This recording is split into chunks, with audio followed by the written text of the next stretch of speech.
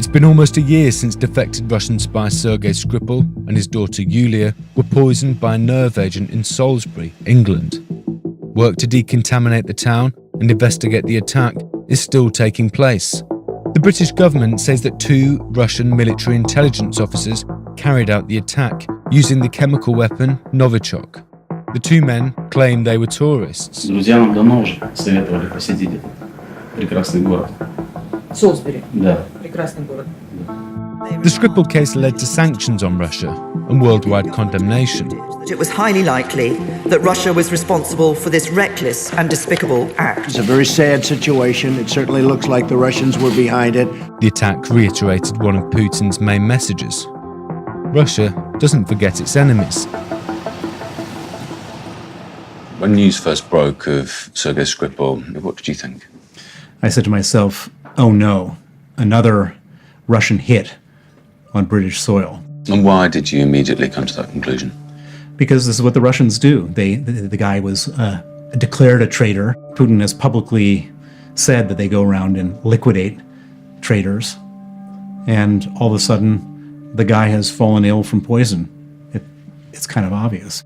Bill Browder knows a thing or two about life in the Kremlin's lens. The American-born hedge fund manager moved to Russia to make his fortune in the 1990s, buying up cheap, formerly state-owned assets of the Soviet Union. He was openly critical of how oligarchs drained money from corporations, and his lawyer, Sergei Magnitsky, uncovered a bigger scandal, accusing Russian tax officials of swindling hundreds of millions of dollars from Browder's firm. After Magnitsky went public, the Russian government accused him of being involved. He was detained, beaten, and denied treatment. He died behind bars at the age of 37. This is Butyrka prison where they kept Sergei. This was a story that I wrote just around the time of the 3rd anniversary of his murder. We have the most well-documented human rights abuse.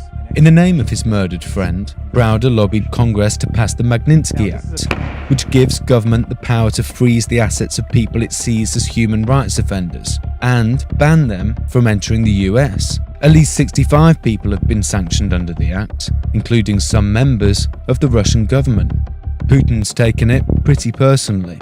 They have threatened to kill me. They have threatened to kidnap me. They've made many attempts to have me arrested. But it's like they say that a war is many days of boredom punctuated by a few moments of absolute fear. Putin's opponents have been poisoned with laced tea, shot down just before they planned to protest, and found in suspicious circumstances, having apparently committed suicide. Russia has quite inventive ways of killing its enemies, doesn't it? It does, and there are certain things you just can't protect yourself against. You have somebody tasting your food. So I don't have a food taster and I don't have a door opener. So, if they want to put Novichok on my door, they could do that and they would succeed. The main security that I have is I'm not hiding. I'm in plain sight. I'm very high profile. And if something happens to me, everyone will know exactly who did it. He's a mafia boss, and he terrorizes people, he compromises people, and he gets under people's skin. And so he needs to create a devastating set of consequences for disloyalty.